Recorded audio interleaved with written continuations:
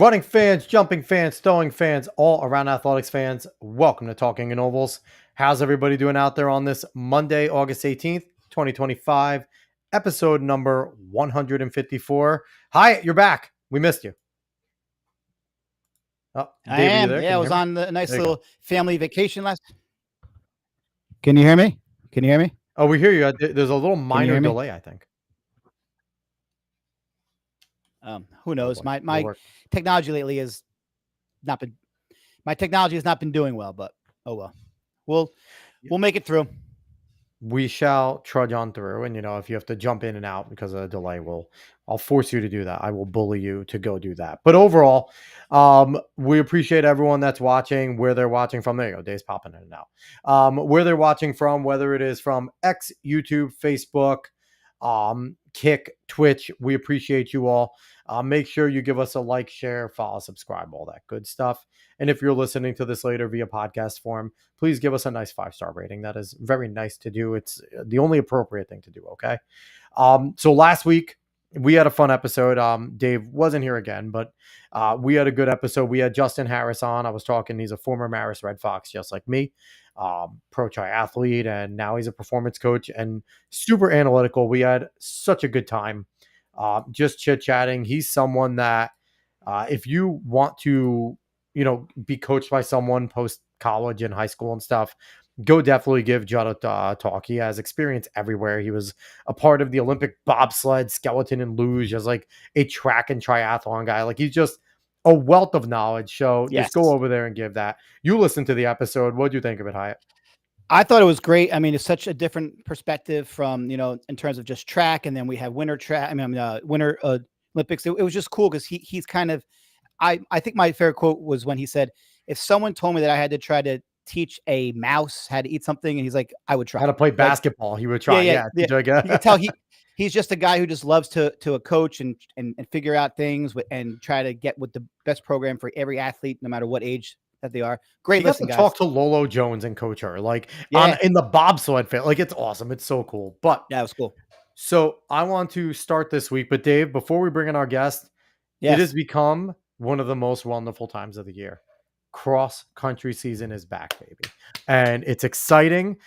Cross country is starting around the country. And Dave, we have PRs. It is. I am so excited that we have PRs. But before we bring in our PRs, I don't want to leave her bored backstage this whole time. Let's bring in our guest. She is Ivy Slavinski. She is a rising senior over at Point Pleasant Boro High School, distance track and field runner, cross country. And also, she forgot to leave out there an absolute freaking stud who was a monster over at Meet of Champions last year. Ivy, what's going on? Hi.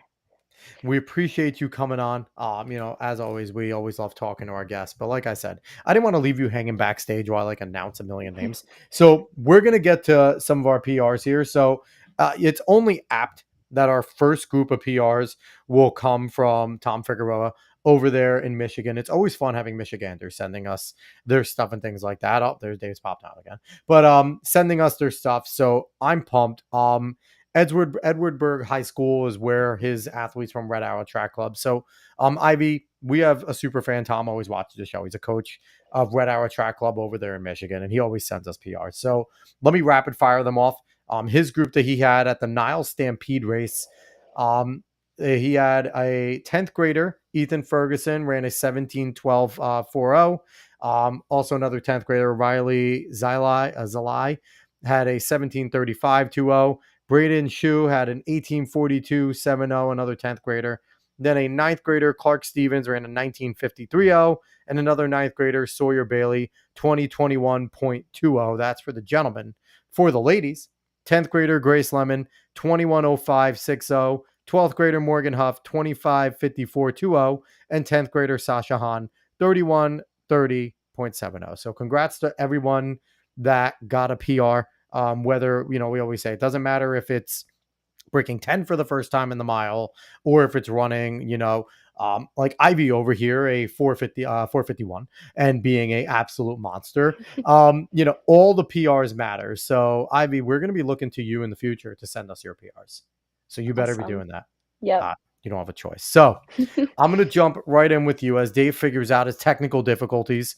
We're going to get right into the show. So, one thing that we always ask our guests, we lead off this way every single time that we have one. When did you get the spark to become a runner? Obviously, your running career is very young. You're not like someone that's like a seasoned vet forever, but when did you get the spark, not just to like start running, not like I'll try cross country or track, but like when it clicked in, it's like, I'm going to do this. I'm going to make this something that I truly want to pursue. So basically, since when I was younger, both my parents ran in college, so I was kind of forced into doing all the races at Monmouth University with my brother. So I'm pretty sure the first race I ever did I was probably like 4 or 5 years old. And at those Monmouth races, there's pictures. So I was kind of forced into it from a young age, but I did cross country and track in middle school from sixth to eighth grade. And I just like always was trying to run as fast as I could. And the county meets, I like look forward to them every single year, even from like sixth grade to seventh grade, stuff like that.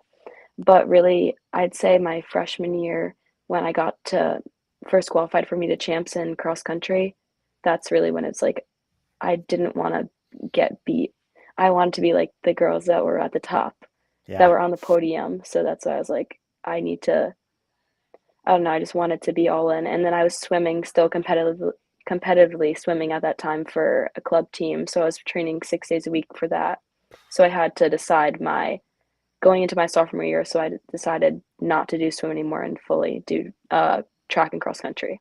So it's crazy because people would think like, they're both fairly endurance sports. They're individual sports or swimming and track, but they certainly clash, right? Because one is a much Hmm. more full body, you're focusing on a little everything. And like swimmers, both male and female, have those, their shoulders broaden out because you're Hmm. using them so much.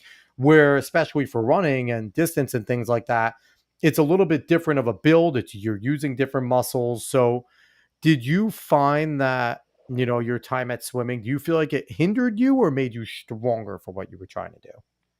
I think it definitely made me stronger just because I was a distance swimmer. Like I Yeah. would be swimming the 200, the 500 free, the 1,000, the mile, like everything like that. So Yeah. it got me really cardiovascularly fit and helped me with the distance running, like cross country and everything like that. But one thing that did was different was that when you're swimming, like your dorsiflex and whatever, you're going both ways. So it Yeah. got me really bad shin splints after I Ooh. went straight from swim and went to cross country. So it's like completely different ways that Yeah. your ankle's moving. I mean, all that pounding too, that's a difference, right? Hmm. Where swimming, there's no pounding on the ground, where XC especially, it is Yeah. boom, boom, boom, and it's for 3.1. So I have a question for you because I only ran sixth grade because when I moved after that, I moved to a small town like a borough within Hmm. Manchester, and they didn't have track and cross country in that middle school for seventh and eighth grade. Do you remember in sixth grade? Because I did track in sixth grade. Do you remember that the 8th graders just look like grown men and women? Like, Yes. wasn't that like so Yeah. crazy? Like, especially in like the county meet, like you're looking there, and I remember like I was a tiny sixth grader. Like most of the girls were taller than me back in the day. Like I was that little guy, Yeah. and it's like looking up, and it's like these 8th graders were just grown men and women. Did you have that too, as you're trying to speed Yeah. around the mile-and-a-half course and things like that? Yeah, it was crazy. It But is. It's it was wild. still me and Jess Abbott from Manalapan. Yeah, yeah. It was always us in every single race. So it was we were even in sixth grade, it was the two of us. So it really wasn't like there was these eighth graders. It was these tiny little sixth graders coming in and beating everybody, which is awesome. Is it fun to see that someone that you competed against for so long is still doing it at a high level like you? Like, is that Yeah, like as much as you it's guys are yeah. competitors, like it has to be fun as you're seeing each other in the same finals and the same races, running like Mhm. fast together. Like, do you find yourself like rooting for her in a way while also trying to compete? Yeah, definitely. It's just because we've been by each other's side every single race for the past since sixth grade. And even I'm sure in college we'll end up competing somewhere, I'm sure. Because even at nationals, we always end up in the same heat, which is crazy. Have any of your teammates given you any sideways looks with how close you are at times? Like, hey, girl. after the race. Save that for after. Yeah, Like, definitely. With all the other girls that I'm friends with, like Callie from Wall, yeah. we became really good friends. So it's just like, but I love how close I am with all the distance girls because you kind of have to be when you're all competing at that kind of a level and you're all trying to do your best. It just is so fun when you all do it together. Yeah, I was gonna ask that. Real, it's kind of all off topic from like where we were trying to go in the beginning, but I'm okay with that. Um, because there's so many different chances to run these national level meets or even these big regional level meets.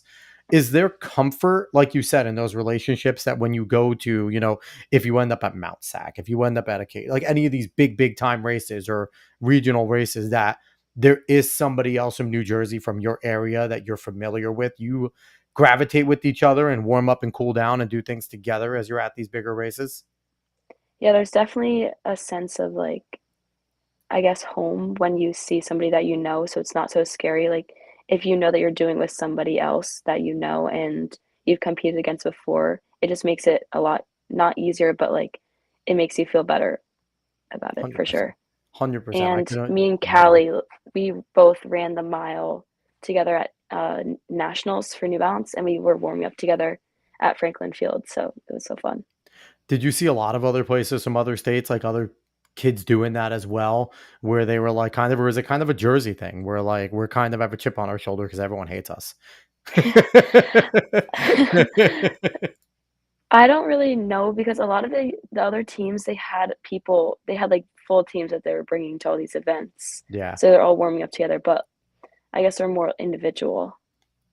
So I want to bring in Alex Lynch, friends of the show, Coach Lynch over at Ocean, saying Ivy's also a great role model for the shore for the young bucks. Leah loves to race her. So yeah, he coaches Leah Starkey and things like that. Yeah. So awesome. Thank you so much, Alex, for jumping in. We love you, Coach Lynch. Hyatt, where'd you go? He was in and out. Hyatt's trying to get in. His technical difficulties. He will be back, I promise everyone. So let's jump back into more about you. What have been some of your favorite memories as a runner? Now you have the ability to go way back, right? You have the ability to go back Yeah. to when you were young, running in like the kids fun miles, right? So what have been some of your favorite memories as a runner as back to when you were 4 or 5 up until now? I'd say definitely one of my favorite memories was this year, February 14th on Valentine's Day.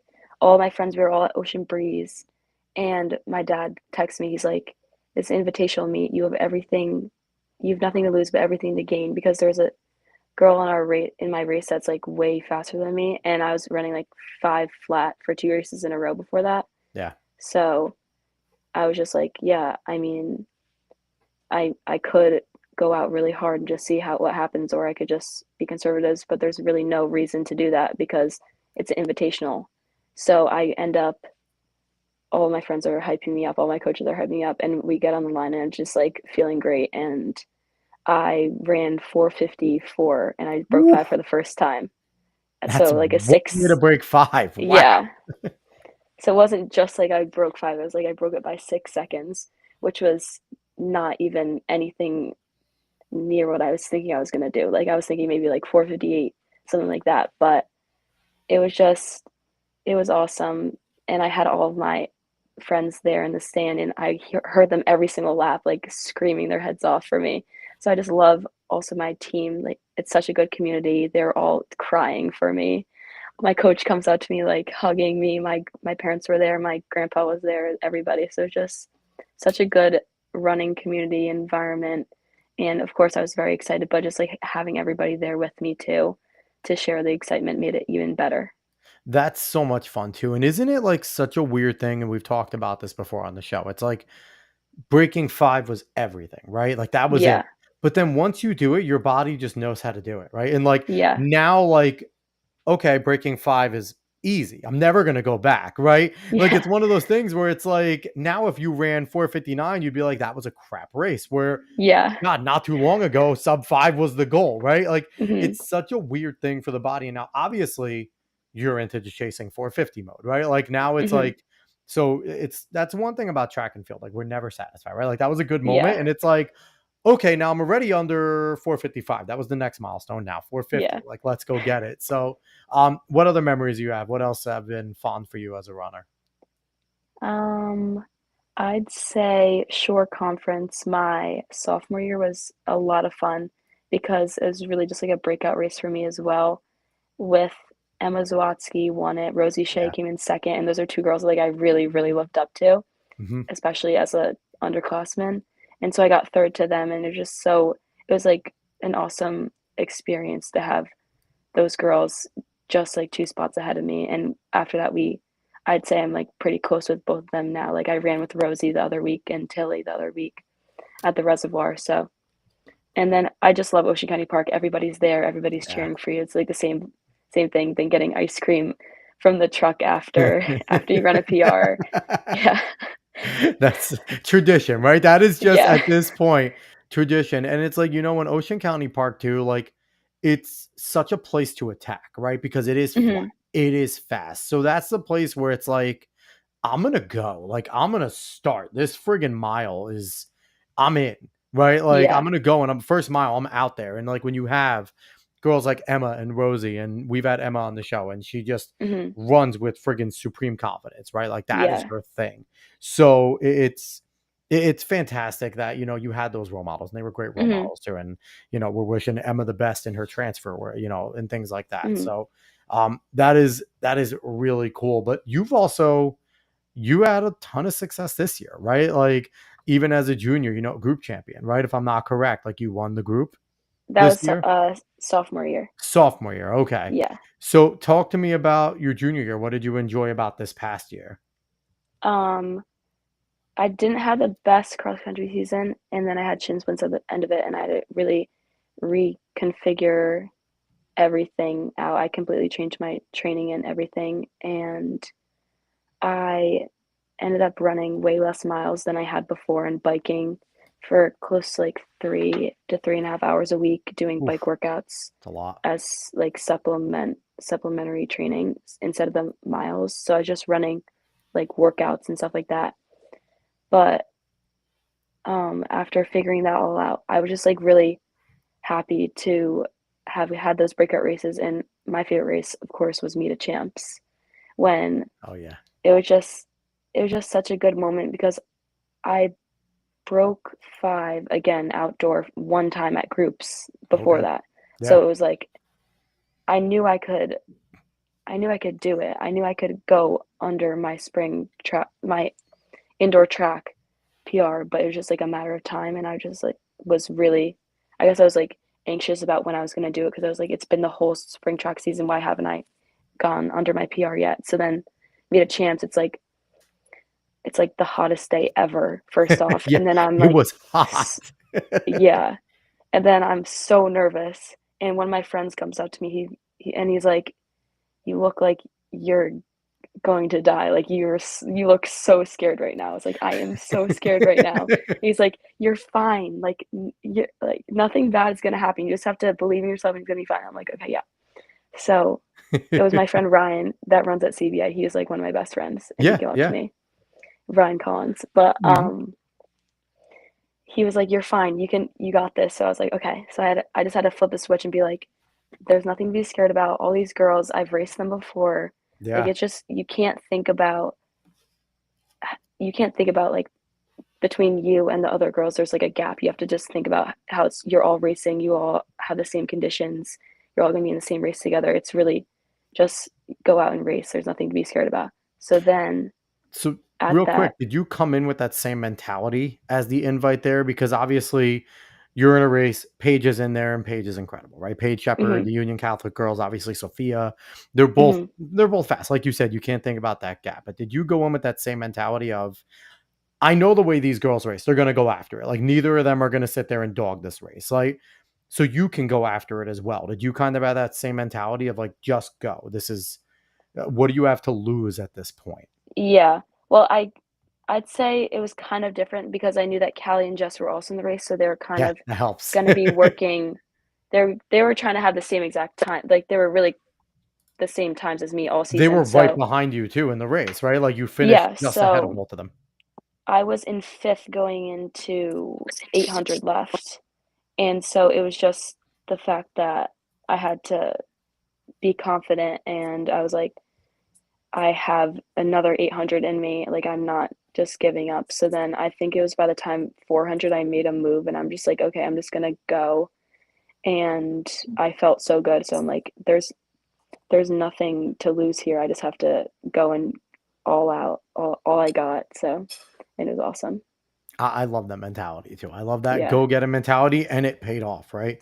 A Hmm. 451. Like that Yeah. paid off big time. Now, like, not only were you looking to, okay, I know I could break 5 again, but then it's like, I am going to now destroy my other PR of, Yeah.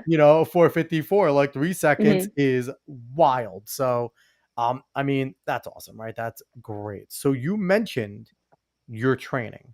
Hmm. Um, what have you found out, right? Because you mentioned you had to train a little bit different and things like Yeah. that. How have you kind of catered your training to your needs? And then what have you found out about all that training? So last year, I was running a probably like 40 to 45 miles in the summer. I was hammering all of my workouts. I was just like, I have to do every single workout hard. And it's like, I didn't realize that that's not the way to do it. Like, Yeah. it's not that nobody was telling me, but they're all just like, I feel like when you grow up in a track family, it's like you're just grinding every single thing.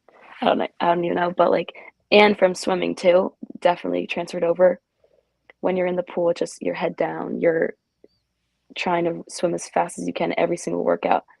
And I realized that during my cross country season, I was getting every single one of my races. I was just like exhausted during my races. I would get so, my legs would be dead and I would still have like a mile left. I'm like, why is this happening to me? Yeah. I'm the most fit that I've ever been. Like, what is going on right now? And I guess I didn't really realize until the end of my season that I just need to lay off on my workouts that I had 2 days before, 3 days before my races, and not.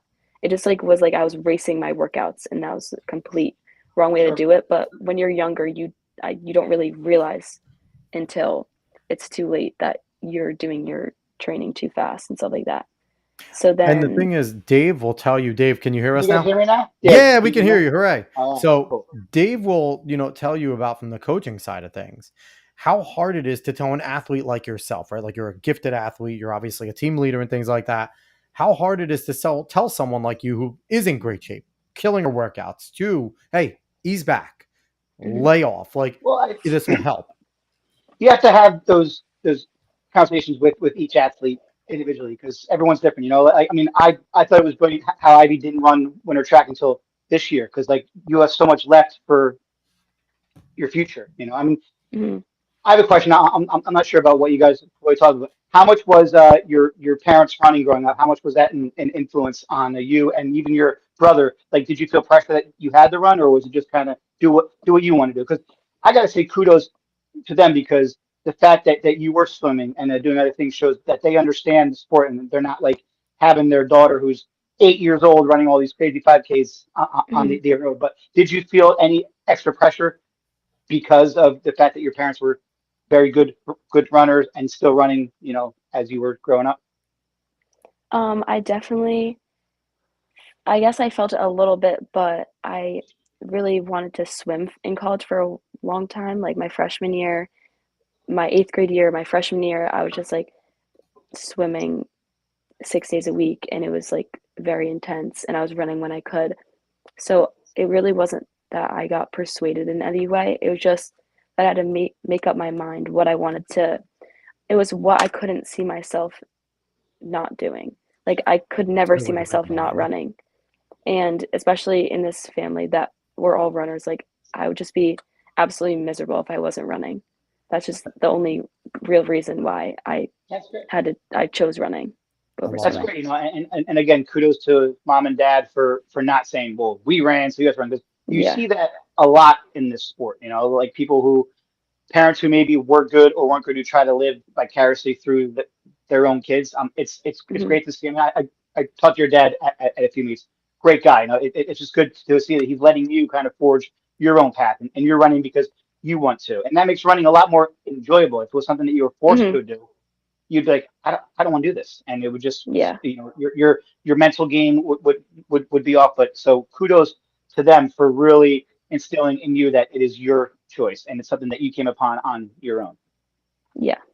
So as you're going through your training, you're going through your trials and tribulations, right? And you obviously didn't have the XC season you wanted to and all that type of Hmm. stuff.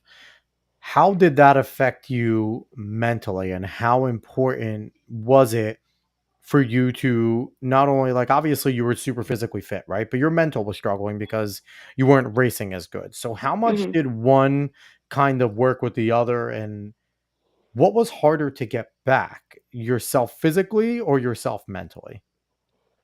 I'd say mentally, just because there were races where there were girls that never beat me before that were beating me, and it was just like, why is this going on? It was like something that I'd never felt before And doesn't that because, suck to see them celebrating yeah. sometimes? Like, I actually, like, because my senior year, I was battling an ankle injury. I needed ankle surgery coming out of it. And I was checked out mentally my senior year. I was like, Hmm. whatever, I'll make a move. If someone passes me, fine. But what Hmm. grinded my gears more is when I like saw them celebrating, and I'm like, because it's like, it's a big deal, right? Like, you may not realize it, but you're not just Ivy Slavinski. You are freaking Ivy Slavinski. Like, if a girl beats you, that is a big deal. It So is. it's like, did you see that at all? As like some of the girls, like you said, that never beat you before, like they were extra pumped. I beat Ivy. Like, did you experience Yeah. some of that? Like, Sure. kind of, but I was just like upset. So I just like wouldn't even look at it. I was more upset with myself than like other girls, you know? Yeah. But especially at sectionals, like I did not have the year before, especially going into the race as the uh, defending champion my sophomore year, and then getting, I think, fifth or sixth my junior year. Yeah. It's just hard because you have an expectation for yourself from the year before. It's like, why am I not winning this again? Especially in groups too. Like I won my sophomore year and I got third this year. It's like, why am I not winning this again? I'm doing more mileage. I'm doing harder workouts, everything like that. So But I also it, think too that like it's hard, but you also have to realize like the other girls are probably doing more yeah. mileage and they're running more as well. So it's always hard I always try to tell my kids, don't worry about what happened last year because you don't know Hmm. who's coming in. Like this year, Leah Starkey, Yeah. came in as a freshman. Like so like you don't know who's going to come in. Um, did you know that you were running winter track last year before cross country, or did your cross country that you weren't too happy with, did that help to make that choice, or was it already decided prior to? I already decided it. I think it was during the summer or even during my sophomore year spring track that I was gonna do Gotcha. indoor. Nice.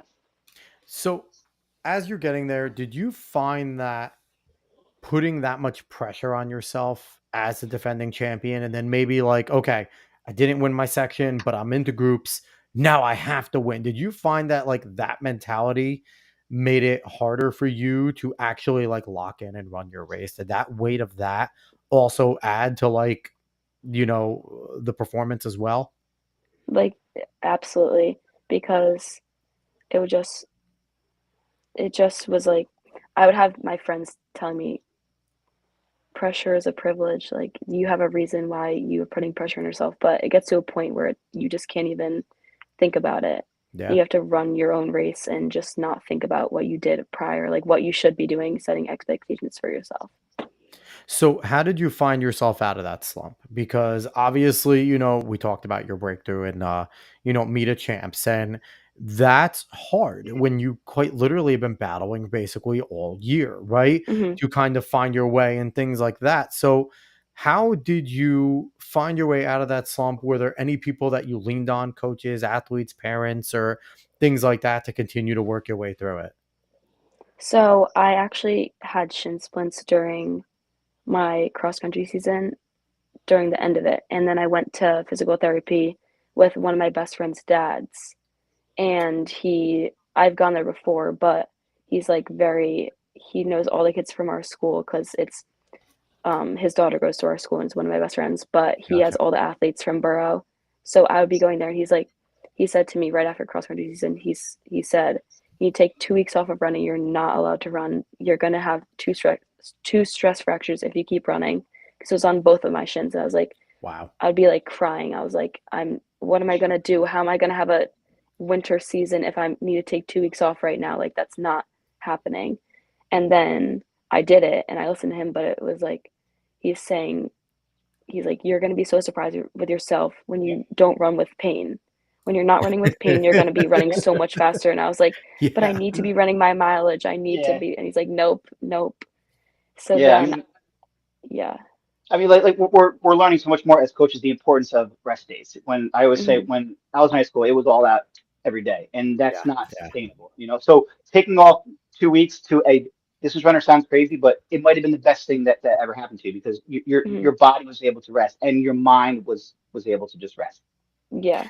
And I think the hardest thing to get through to a young athlete, even in terms of like a college athlete, right, is you have time.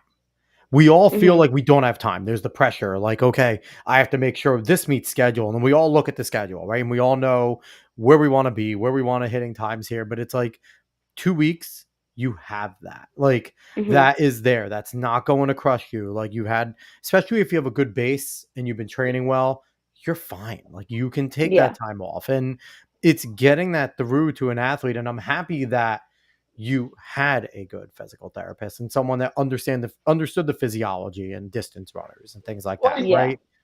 and it's also better when it's a doctor says it. If it's a coach or a parent, you're like 100%. whatever. But a Hmm. doctor, you're like, I guess I have to listen. Like if my Yeah. mom and dad was coming up, I'd have been like, nah, whatever. You guys ran years ago,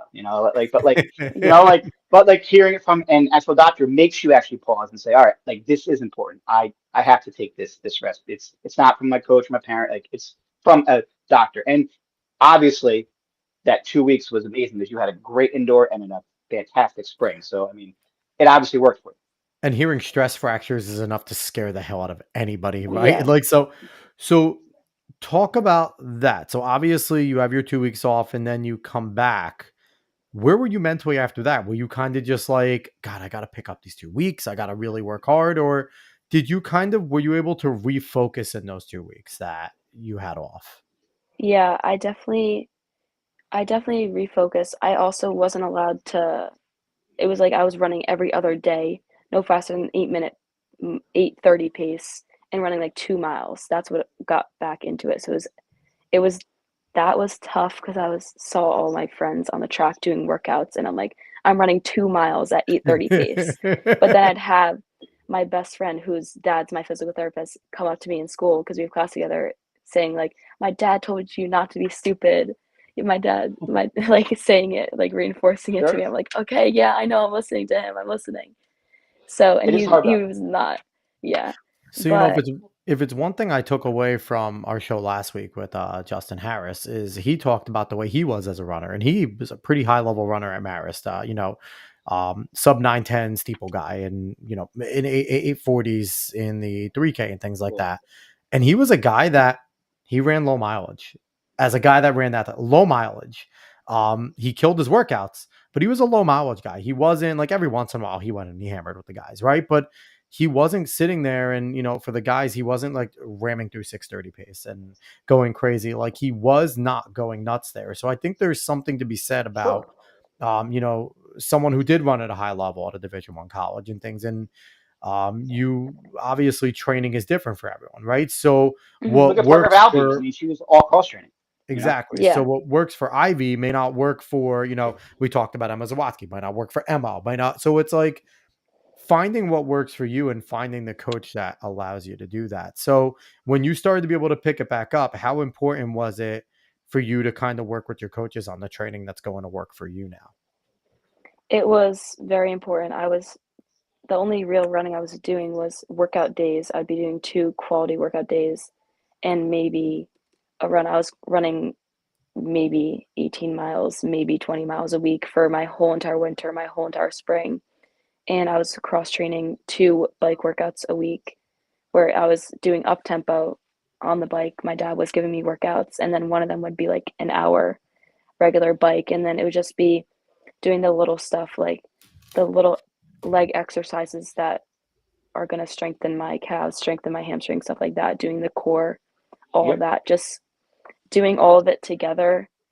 You don't have to do all the mileage. And if Yeah. I had a base for cross country from running so much that it really didn't even matter.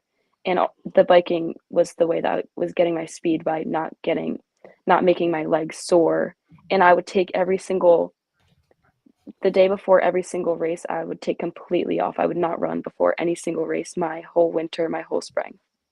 I Hey, mean, and that works for other people and yeah, not for others. Yeah, it's awesome. Mhm, it's amazing, but like there's so many different ways to train out, and I think as coaches we're really starting to see the benefits of cross training and just getting kids off of their legs every single day. Obviously shoes help too and everything like that, but so mhm, I want to talk to you a little bit about, because you guys over there have a tremendous team. Like, what is it like knowing that you go into every meet fighting for that team title? Does that motivate you to like maybe say, all right, I'm going to run a third race, today for the teams? Like, because there's different running. There's running as an individual on a team that isn't good, and then there's running on a team that's good, and they can be certainly way different things because coaches have certain things. So, what is it like being on a team that is so good? And does that affect maybe how you might enter or run in a meet?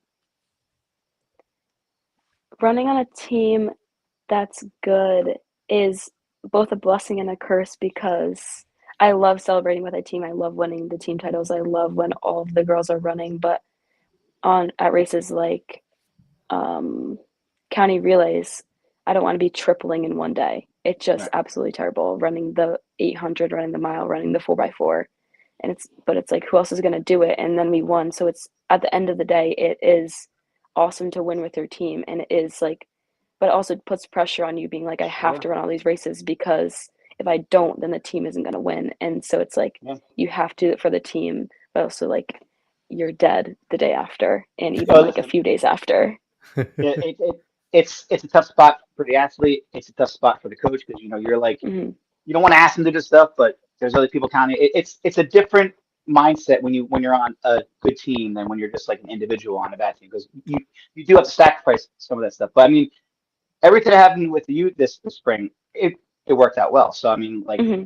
whatever your guys' plan was worked well. I just wanted to hear your perspective because it's so different running on it for team titles than it is running for your individual. So It's very true. Hmm. So I want to get to a few comments we have here. We have Coach Lynch coming back in saying, really cool to hear Ivy say she looked up to Emma and Rosemary as a young athlete. And here she is now being the role model for other athletes. Has to be a cool moment for her to reflect on. So has that kind of hit you, especially now that you're a rising senior, that you're going to be that girl on the course and on the track that sophomore is looking up to, right? Has that kind Yeah. of hit you that who you are as an athlete in like this area, as one of the major you are athletes? now Emma and you are now Rosemary, to those You of are. Yeah. In so many ways, you are. No, that definitely has not hit me until probably like right now because I don't know. It Listen, was crazy. I I had young kids on the master team, but like, I was at this race. I'm like, yeah, Point Borough is in our group.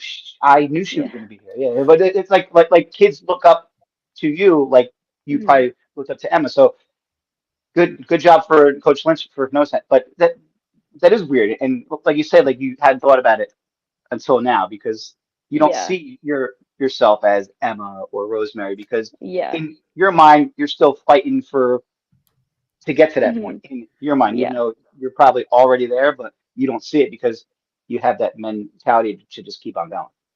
Hmm. And I have to say, Coach Lynch is one of my really good friends, and he has said before that, like, you're someone that Leah certainly looked up to. And obviously Leah Stark had a ridiculously good year, but it's Yeah. just, when you have certain athletes that go to the track and the course, do things right, present themselves the right way, compete the right way, it's so easy for the coaches too to say, hey, model yourself after that athlete. She's Hmm. successful on and off the track for a reason. So obviously, you're getting high praise there, and that's awesome. So I want to get to this next comment. I think this is a good question, a good from Darren Peters. Tell us a story about how you learned about the balances of training and development. Talking in Ovals episode 45, which Darren, you have a better memory than we do. We heard Coach Ricardo Santos at Stanford University share about long-term development. So what have you learned with your trials and tribulations about that? I've learned that sometimes taking the rest day and letting your body fully recover if you're hurting, if you're not fully like recovered yet, everything like that. Hamstrings are tight, calves are tight. just listening to your body and not doing it for the sense of doing it because you think that you have to, but doing it just so, but taking the day to make yourself a better athlete and not hurting yourself because that's Yes. really how it happens. So It's by running through the pain, running through your almost injuries.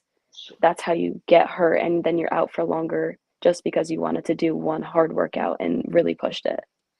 I love that answer, and I'll make sure I clip that and I send it directly to Coach Santos so he can hear it over at Stanford, and then he can start recruiting you right away if he's not already. So we'll be sending you out to her and California soon, Slavinski and running together. when so once you get that offer and package set up, you could thank Talking in Ovals that not your God-given talent that you're going to do ridiculous things with us. We will take all the credit if you end up going to Stanford. But So I want to talk to you. What is it like being a lady running in the state of New Jersey in the distance sprints in 2024, 2020? Like it is absolutely bonkers. Like what is it like seeing like does that motivate you or you're like, oh my God, there's another kid running this? Like it's so fast every year. Like what is the mind frame of an athlete who's going through it now? Because like you're right up there, you know, but it seems like every meet there's something like you got I mean, what Natalie Dumas did at the Nationals, and it was just Yeah. Oh my ridiculous. Like gosh. that's unridiculous. Insane. So, what is it like knowing that in your state? Not just let me break it down. In Group Two, the past couple of years has been Yeah.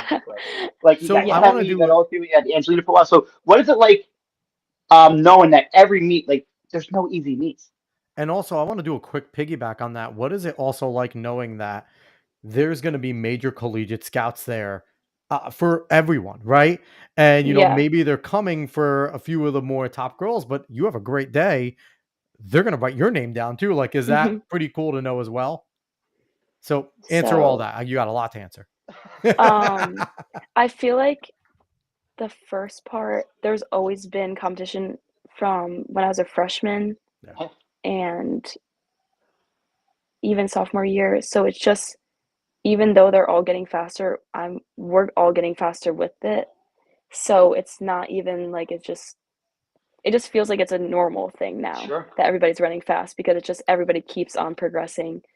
So Isn't it amazing how like one or two people run faster and then everyone just follows along? It's crazy. yeah, It's like no matter what school you're at, everybody just runs faster. That's why like oh I don't know it's possible. I'm like I'm not putting a limit on the human body in any yeah, capacity. Every like one person runs faster, they run fast. Like I didn't know Paige Shepard's gonna run 4:33. Like it's yeah, crazy. It's just mind boggling. crazy. I mean, Mhm. that's crazy too, thinking like if I come in and I run a really fast time against these girls, I'm gonna go and I'm gonna see next to my name, not NJ number, USA number something, right? Like Yes, Yeah, yes, that's sure. that's that's crazy too, just to think like the level of New Jersey. Like when Dave and I started this show about a little over 2 years ago now. Wow, it's been a long time. Great, More great. than that, 3 years. Holy crap. Yeah. But it was like we would brag about New Jersey track and field, and like mhm. we had bravado, and it was like, okay, but Florida, Texas, California, like they're great too. You Now, ladies and gentlemen have proven us right over these ladies last too. 3 years. Like that's what I Ladies said. too. That's what I'm Ladies saying. are The ladies crushing it. and gentlemen have proven us right. So thank you very much for being a monster, Ivy, and for making us look good about all of our bravado about New Jersey track and field. Yeah. We Oh, absolutely appreciate that. So go. So again, back to that question. All of that stuff with running in New Jersey and things like that. How have you? How have you? Yeah, is it like you said? It's starting to get normalized, but is it something that weighs on your mind too, like that you're running for Jersey and all this is top level stuff? Not really. good, I good. like having people that I can run with all the time. Like I wouldn't want to be winning meet a champs in 451. Like there needs to be other people that are faster than that. Like it just doesn't feel like I should be winning a state title. That's so crazy at 451. But me and Look, Dave can go with the back in my day. A that was the mid 451 was winning '90s. you meet a champs by a lot. 451. Yeah. You were scoring in a boys' boom meet in the Yeah, 451. seriously. Back, Like, back in the mid '90s. You're sneaking like third place in like a boom meet somewhere in the boys' race. It's but crazy, man. But I love that mindset, right? Because we have a Yeah. time where Faith Kipyegon's running, 406, right? And hmm you have Paige running 430 in high school, and We've won the under Natalie 14 Dumas in doing the what she 5Ks. does. You know, Yeah, it's like it's very active. crazy what's going on, and the fact that it's like you're right in the thick of it. You're one of the nation's Love top it. runners. Like, you might not realize that right now, but you are one of the nation's top runners. And that is just really cool. But with that comes a little bit of notoriety, right? And with notoriety in this day and age, it's not getting in Runner's World magazine. It's not maybe getting a little clip from Flow Track. It is full blown. Have you seen this kick on Instagram, or have you seen, what this TikTok is?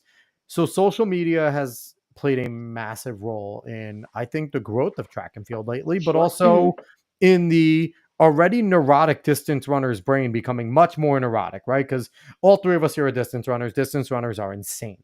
We are very much creatures of habit, and we want to see everything, right?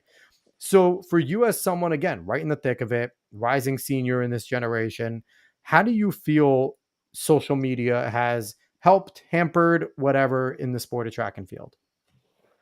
I think that my sophomore year, when I wasn't running the times that I wanted to in track, it definitely played a negative role. Like, I couldn't go on there and, like, every single thing I would see, it's like, so and so is running this time, so and so is running this time. It's just like, I'm not running that time. And just like, it definitely can, if you're not running the times that you want and you see everybody else doing it, it definitely can play a negative role on your mindset. It's definitely mindset is what it would affect. But when you're running fast, it's fun to see everybody else also running fast with you. Yeah. So it really just like depends on how you're doing and Yeah. how it's going to affect you. But most of the time, I think it's good to just like spread awareness of how everybody's doing and showing how crazy like everybody is running And like it's crazy times.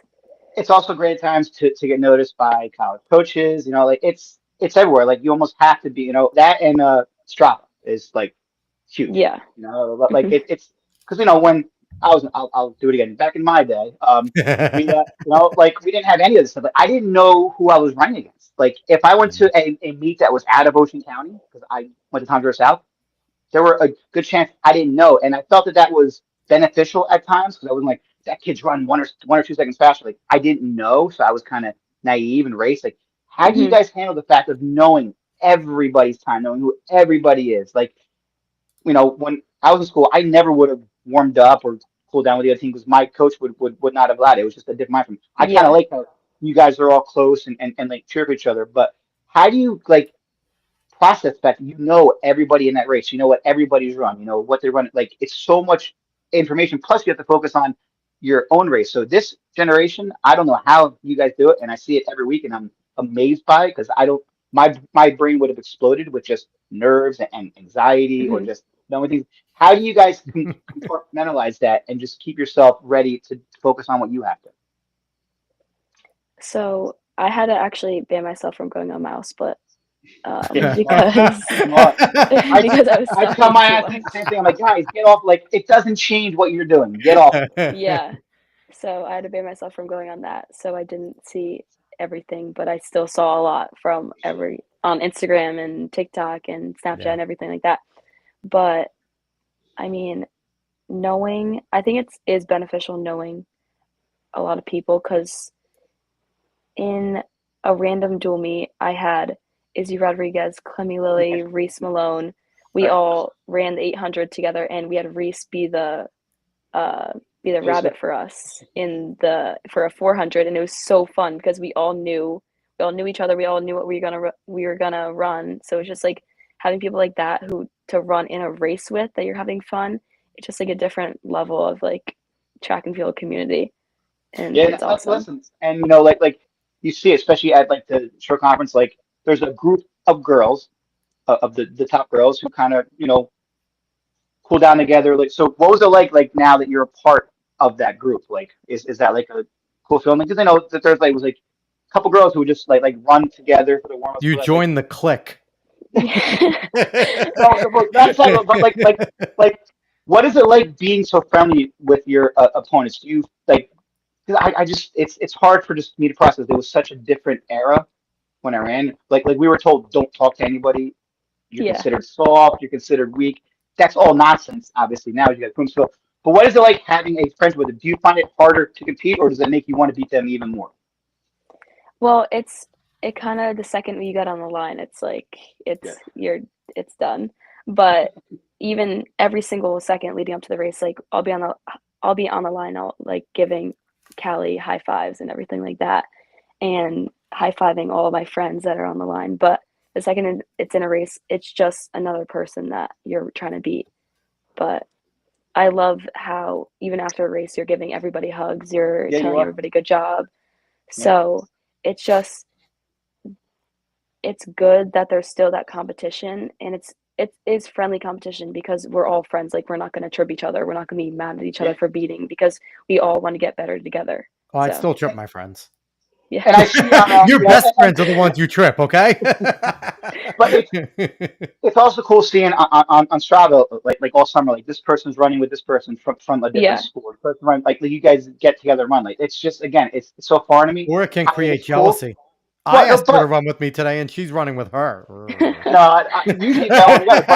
But but it's cool because like we said earlier, like you're all getting better. Like you're all Yeah. like you're not just like all right, like this is my team. I'm the best on my team. I don't really have anybody to train with. Like no, I'm gonna go train with them, and it's just such a common thing now. So that part's really cool. It's just again like being a coach. I'm like man, I didn't know anybody that area. So it's just cool that you guys have this friendship, but it also stops like you said when that yeah, gun goes off. I'll talk to you afterwards for the next year, the next 4 minutes and like 42 seconds for you is just Ivy racing. You know, So, Ivy, did you have to ban yourself from Strava when you were going through your Shinspun stuff? Like, did you have to kind of um, like not look at that to see what everyone else was doing workout wise? Like, was yeah. that the thing too? I didn't really look at it that much. I also, yeah, I didn't really look at it that much at all because smart though. it Why just give wouldn't. yourself extra anxiety? Why? Yeah, You know, there was yeah, no need. no, So I'm gonna ask you about this because I don't know if you know. Dave and I were talking about this earlier. The whole entire like bicarb movements. Where have you heard about the bicarbs and things like that? Yeah, I don't want you to say what you do with it, right? If you anything like that, I don't. That's neither here nor there. What do you feel about them? Because Dave and I think, have a little bit differing, but also agreeing opinions at the same time. um, I would have to do my more research into it. I right. don't know completely everything about it, but I think that it could be beneficial.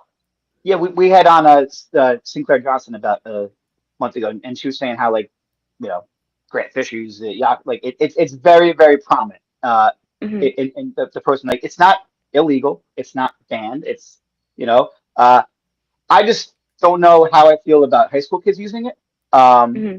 but again, like if everyone else is using it, you're probably gonna try it out. So it's like Allison, I were talking. If my teammates were doing something in high school and it was legal and they got faster, I would want to try it. You know, so Hmm. I don't know how rampant that it is in New Jersey Yeah. per se, but I mean it's something that is out there and it's legal. So it's just something that I guess me as a coach, it's something. Do I have to have that conversation with my team or not? I don't know. I was just curious. Like again, you don't have to tell us if you do not. I was just wondering if it's something that is known within the high school community. I don't know that many people. I don't think nobody really like talks about it. I don't even know if that many people do it in high school.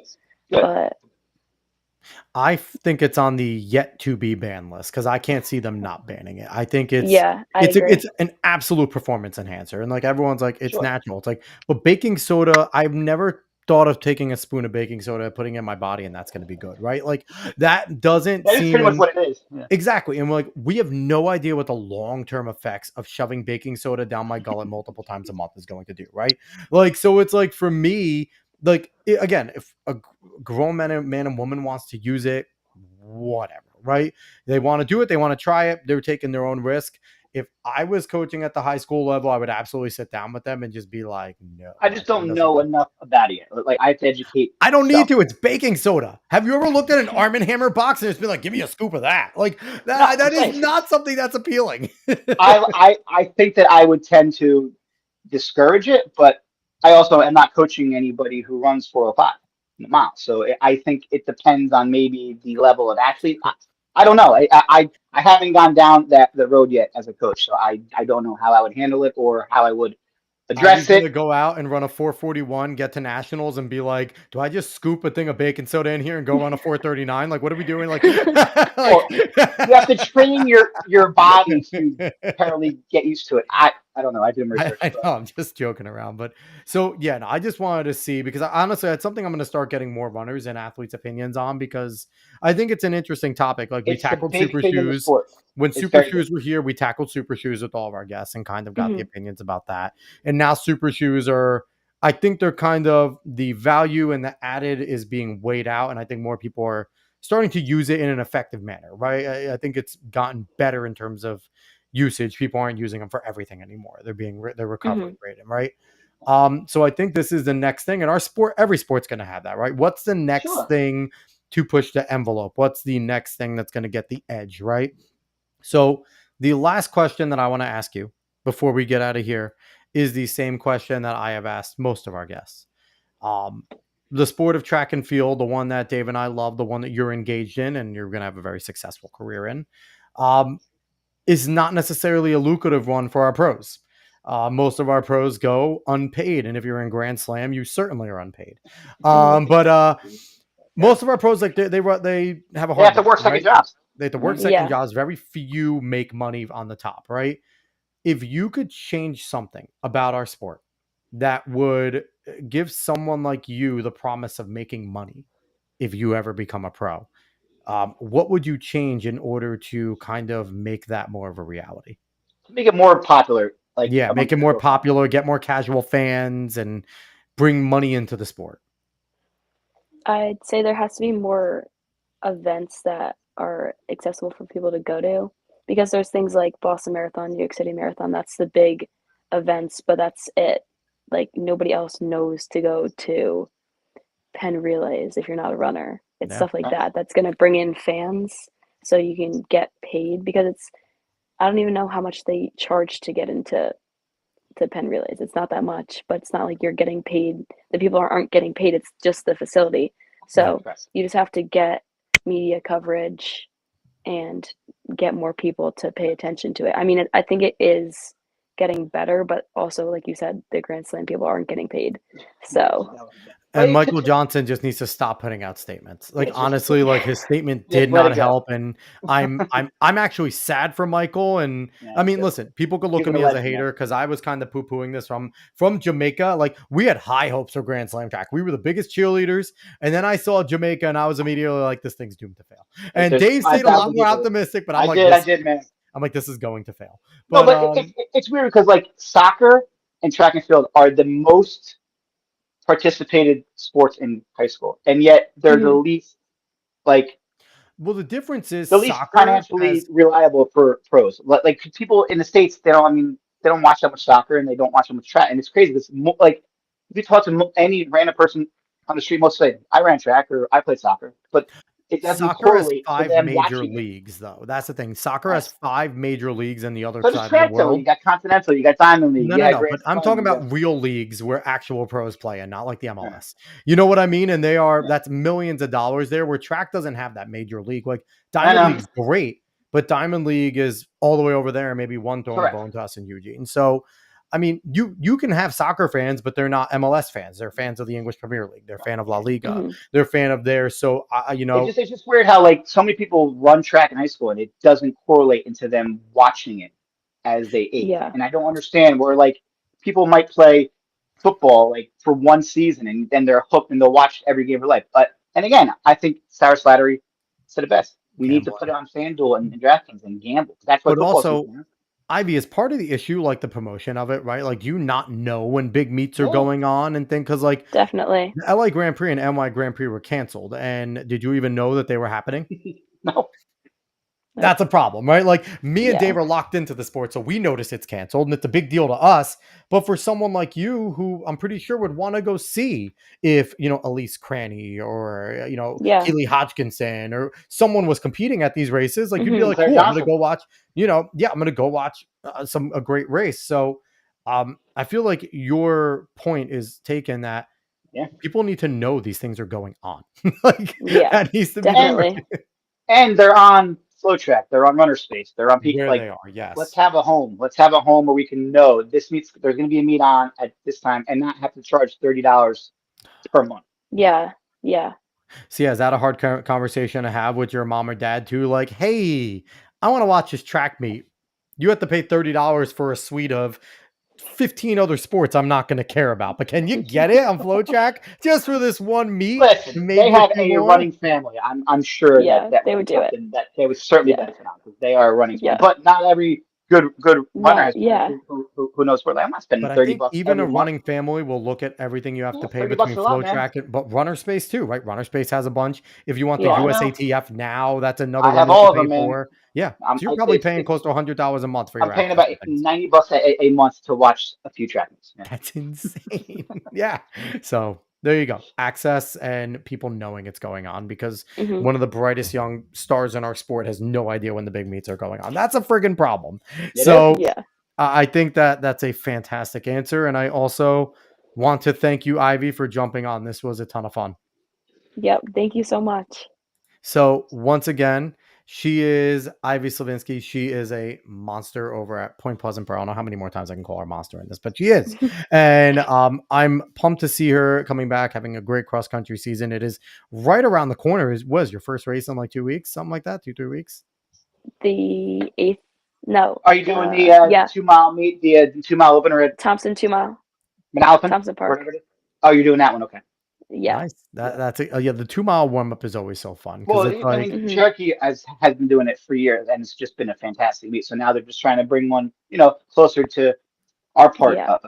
of the state. And it's awesome. How's Blake doing? Uh, he's good. Kind no, of. He's yeah. not the answer we wanted, Ivy. Yeah. but all right, so we appreciate you coming on. So I want everybody to do me a favor, and I want everyone to go. Let me pull this bad boy up here. And if you have a TikTok, please go follow Ivy over on Yes. TikTok over there. Or where are Oh, we no, doing? no, no. I'm not letting Ivy out of here without talking to her about singing. Coach Prendergast told me you sang, and it was supposed to be you did an amazing job. Can you just tell us where it was and how it went? Yeah. I sang with at MetLife with Zach Bryan. Yeah, on the stage. Wait, really? Yeah. Yeah. What Yeah. song did you sing? I remember everything. That's a great song as well. Did Yeah. you sing the whole thing?